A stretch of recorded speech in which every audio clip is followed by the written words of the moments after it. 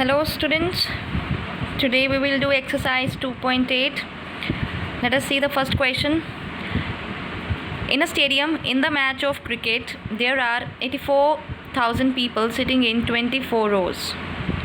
How many people are sitting in a row?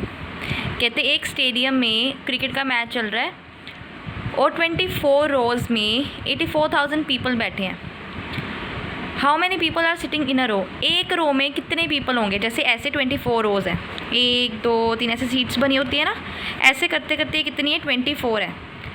कहते हैं अगर 24 में 84,000 लोग बैठे हैं तो एक रो में कितने बैठेंगे. मान लो जैसे यहाँ पे कितनी है, 4 सीट्स हैं. ऐसे करते करते हर एक में 4 है 24 तक. तो कहते एक में कितनी होगी, तो डिवाइड करके देखेंगे ना. डिवाइड करके पता लगेगा.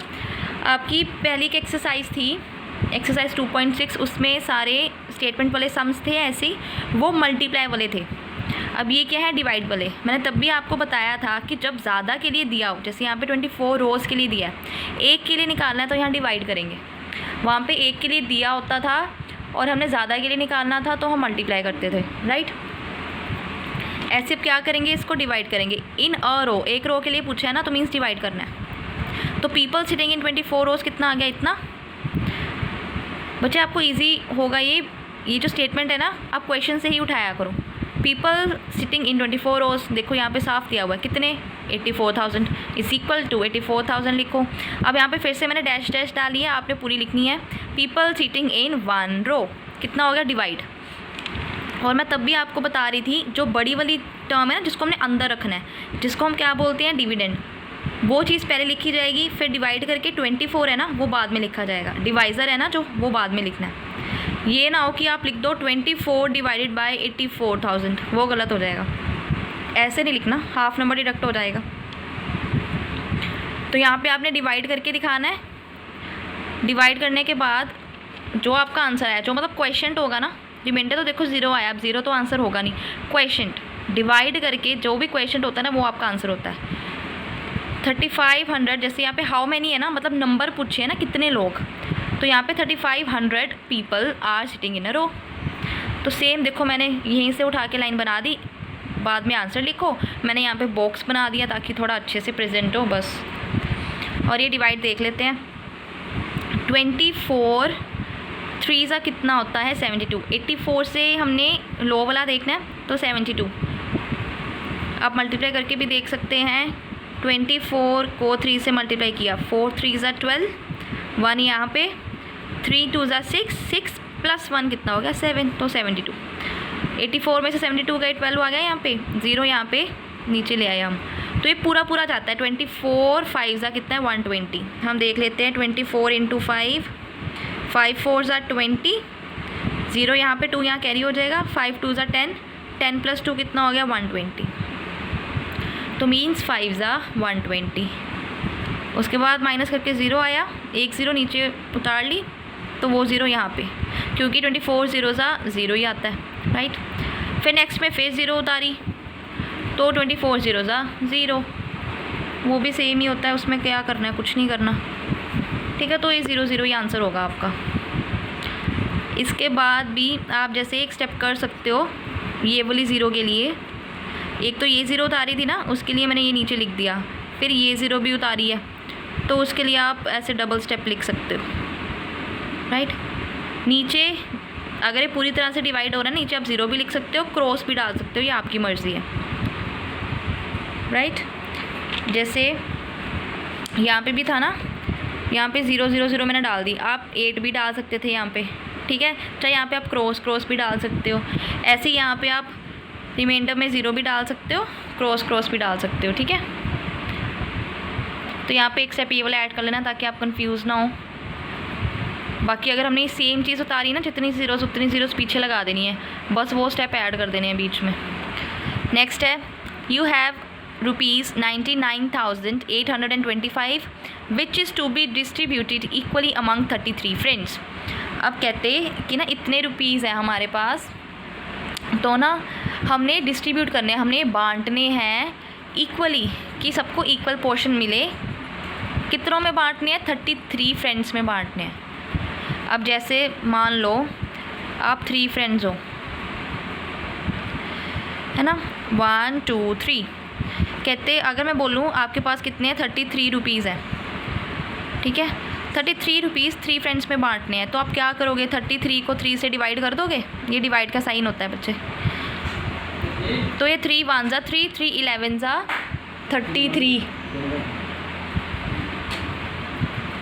तो यहाँ पे 11 आ गया, मीन्स हर एक फ्रेंड को 11 11 11 रुपीज़ मिलेंगे।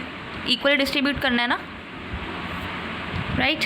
हमने डिवाइड करके देख लिया, यहाँ पे सेम वैसी है, 33 फ्रेंड्स हैं, इतने हमने रुपीज़ इनके बीच में डिस्ट्रीब्यूट करने हैं, डिवाइड करने हैं। तो amount to be distributed, amount मतलब पैसे कितने हमने डिस्ट्रीब्यूट करने हैं among 33 friends.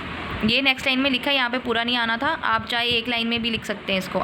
Amount to be distributed among 33 friends is equal to इतना, ठीक है। इसके नीचे भी लिख सकते हैं, चाहे आप पूरी एक लाइन में लिख दिए। तो नेक्स्ट है अमाउंट ईच फ्रेंड गेट, उसने बोला ना एक फ्रेंड को कितना मिलेगा, ईच फ्रेंड मतलब 1 की बात हो रही है यहाँ पे, एक फ्रेंड को कितना मिलेगा, तो मीन्स अब डिवाइड करेंगे। यहाँ पे ये चीज़ पहले लिखी जाएगी जिसको करना है डिवाइड, ठीक है, डिवाइड बाय 33 ऐसे लिखेंगे। तो 1 यहाँ पे अब नीचे आया ना, ये चीज़ मैंने पहले लिख दी, उसके बाद 33 के लिए मतलब दिया हुआ था, एक के लिए निकालना है ना, तो डिवाइड करेंगे, यहाँ से आपको पता लगेगा। फिर डिवाइड करके बच्चे आंसर क्या आएगा आपका 3025। उसके बाद मैंने यहाँ से उठाई ईच फ्रेंड विल गेट, आपको पता नहीं विल, ये लाइन ऐसे बनेगी नहीं, तो विल गेट लिखते हैं, ऐसे पूरी नॉर्मल लाइन बनेगी, each friend will get rupees इतना, उसको मैंने बॉक्स में डाल दिया, साथ में आंसर लिख दिया। अब एक बार डिवीजन देख लो, 33 3 ज़ा कितना होता है 99, पूरा चला गया यहाँ पे।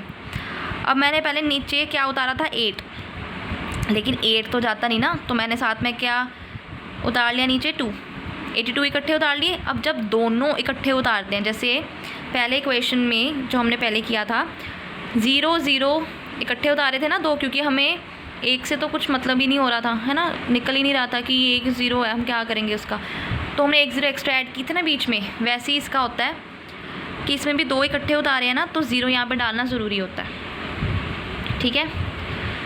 तो यहाँ पे 0 डाल दिया। उसके बाद हम देखेंगे 82 से छोटा क्या है 66 आता है, आप टेबल लिख लेना चाहे साइड पे। 33 × 2 क्या आ गया 66। अब 0 तो डाल दिया, ये ना हो कि आप 0 इसके लिए लिख दो, ये 66 तो 2 पे जाता है ना 33 के टेबल में, तो 2 भी लिखना है बाद में। तो अब यहाँ पे देखो 2 से माइनस तो होगा नहीं 6, तो यहाँ से हम एक बोरो कर लेंगे, 12 बन गया, 12 में से 6 का 6, एक यहाँ से हमने बोरो किया था तो यहाँ पे कम हो जाएगा 7, 7 में से 6 माइनस किए 1। अब 16 भी नहीं जाता 33 के टेबल में, तो 5 नीचे उतारेंगे। अब ये पूरा डिवाइड होता है 5 पे, मतलब जाता है 5 के साथ, तो आप देख लेना 33 × 5 कितना होगा 165, नीचे 0, इस 0 की जगह आप क्या डाल सकते हो क्रॉस भी, राइट। नेक्स्ट क्वेश्चन है बच्चे, आप देखना आपकी एक्सरसाइज 2.9 होगी 4th क्लास की बुक में, बिल्कुल सेम क्वेश्चंस है, मतलब कि क्वेश्चन नंबर भी चेंज नहीं है, जैसे आपका फर्स्ट क्वेश्चन है ना वैसे यहाँ पे फर्स्ट क्वेश्चन है, जैसे उसका सेकंड क्वेश्चन है यहाँ पे भी सेकंड क्वेश्चन ही है, बस डिजिट्स का डिफरेंस है, बाकी कुछ नहीं है, थोड़ी बहुत मोल्ड की हुई है, वैसे बिल्कुल सेम क्वेश्चंस है, मतलब मेथड सेम है, वैसे ही करने हैं।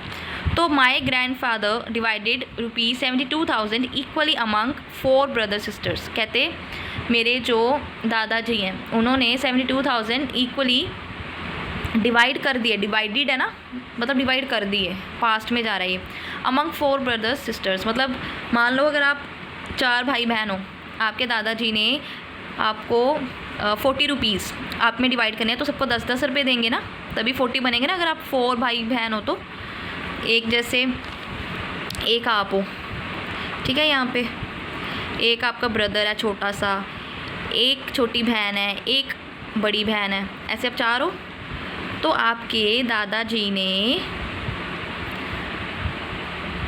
उनके पास 40 रुपीज़ है, सबको देने इक्वली, तो 10 रुपीज़ इसको देंगे, 10 इसको, 10 इसको, 10 इसको, है ना, तभी 40 बनेंगे ना। तो आपने क्या किया, डिवाइड करके देखा था ना कि मेरे पास 4 बंदे थे, तो ₹40 मैंने 4 के साथ डिवाइड करके देखा, तो आंसर क्या आ गया ₹10। ऐसे बच्चे इसमें है, हाउ मच अमाउंट विल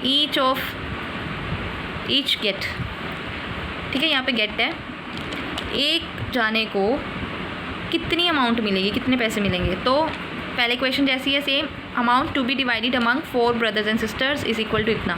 ये अगर आपकी एक लाइन में आ रहा है तो लिख देना, अमाउंट ईच विल गेट, बिल्कुल सेम पहले जैसे स्टेटमेंट है, तो आपने ऐसे लिखना है, फिर डिवाइड करना है, डिवाइड करके आंसर ये आएगा। So each will get rupees इतना, आंसर डिवाइड करके बच्चे देख लेना, यही आंसर आएगा आपका। नेक्स्ट है fourth, what number must be multiplied with 26 to get इतना। कहते हम कौन से नंबर को मल्टीप्लाई करेंगे 26 के साथ कि आपके पास ये आंसर हो। तो product of two numbers, product का मतलब क्या होता है, मल्टीप्लाई। यहाँ पे मल्टीप्लाई की बात हो रही है ना, मीन्स प्रोडक्ट की बात हो रही है। तो प्रोडक्ट ऑफ टू नंबर्स कितना हो गया, इतना। एक नंबर कितना है 26, तो अदर नंबर कितना होगा, डिवाइड करके देख लेंगे। अब ये आपको कैसे पता लगा आपने डिवाइड करना है। मान लो यहाँ पे आपको एक नंबर दिया है ना, और जो प्रोडक्ट आया मीन्स जो आंसर आया है वो दिया है। जैसे हम इजी कर लेते हैं, यहाँ पे 10 है, एक नंबर आपके पास 5 है। कहते हैं हम दूसरा नंबर 5 के साथ मल्टीप्लाई करके ये नंबर लेके आएंगे, है ना। तो मतलब कि ये नंबर हमारा कौन सा होगा, किसके साथ हम ये मल्टीप्लाई करेंगे कि हमारे पास 10 आए। ये क्वेश्चन कह रहा है, वो इजी फॉर्म में मैं बता रही हूँ। तो अब क्या बोलोगे कि मैम यहाँ पे 5 इंटू हम 2 कर देंगे, क्योंकि 5 2 10 होता है। अब ये आपको पता कैसे चला, अब यहाँ पे मल्टीप्लाई हो रहा है ना, उधर जाके दूसरी साइड पे ये डिवाइड हो जाता है। ये रूल होता है, आप बड़ी क्लासेस में सीखोगे। जैसे यहाँ पे देखो, मेरे को नहीं पता ना, क्वेश्चन मार्क डाला है यहाँ पे मैंने, 10 है, यहाँ पे चीज़ मल्टीप्लाई हो रही है ना, तो इज इक्वल टू के दूसरी साइड पे जब जाएगी तो वो डिवाइड हो जाती है। अगर यहाँ पे मल्टीप्लाई हो रहा है ना, यहाँ पे डिवाइड हो जाएगा, तो ये डिवाइड का साइन होता है। चाहे इसको हम ऐसे लिख लें, चाहे इसको ऐसे लिख लें, बात एक ही होती है। तो 5 1 ज़ा 5, 5 2 ज़ा 10। तो आपको पता लगा ना, 2 से हमने किया मल्टीप्लाई। यहाँ पे आपको टेबल पता था तो आपने 2 बोल दिया, लेकिन डिवाइड करके देखेंगे ना मेनली, तो यहाँ पे बड़ा नंबर है, ऐसे आप पता नहीं कर पाओगे। तो जब भी ऐसे क्वेश्चन आ जाए ना कि किसको मल्टीप्लाई करेंगे, तो हम क्या करेंगे, यहाँ पे डिवाइड। अगर मान लो यहाँ पे होता what number must be divided with this to get this, divide की बात करते तो हमने मल्टीप्लाई करना था, उसका उल्टा हो जाता है। अगर ऐड की बात करते तो हमने माइनस कर देना था। ठीक है, ऐसे देखते हैं, उसका उल्टा कर देना। मल्टीप्लाई बोला है ना, तो मीन्स हम डिवाइड करेंगे। यहाँ पे डिवाइड करके आंसर क्या आएगा, 558। इसमें कोई लाइन में लिखने की ज़रूरत नहीं है, अगर लिखना है तो आप ये वाली लिख देना। व्हाट नंबर है ना, व्हाट नंबर की जगह पे 558 must be multiplied with 26 to get this. नहीं तो सिंपल आंसर लिखो, ये बात ख़त्म, लाइन लिखने की ज़रूरत नहीं है। Next question, the gardener has इतने फ्लावर्स टू मेक गार्लैंड्स। बच्चे गार्लैंड्स आपको पता होगा, ये आपने 4th क्लास में भी किया, ऐसा क्वेश्चन था। गार्लैंड्स क्या होते हैं, फूलों के हार जो मिलते हैं ना, आपने देखा होगा फूलों के हार। तो द गार्डनर हैज़, कहते हैं गार्डनर एक माली है, उसके पास ना इतने फ्लावर्स है, टू मेक गार्लैंड्स, उसने ना फूलों की माला बनानी है।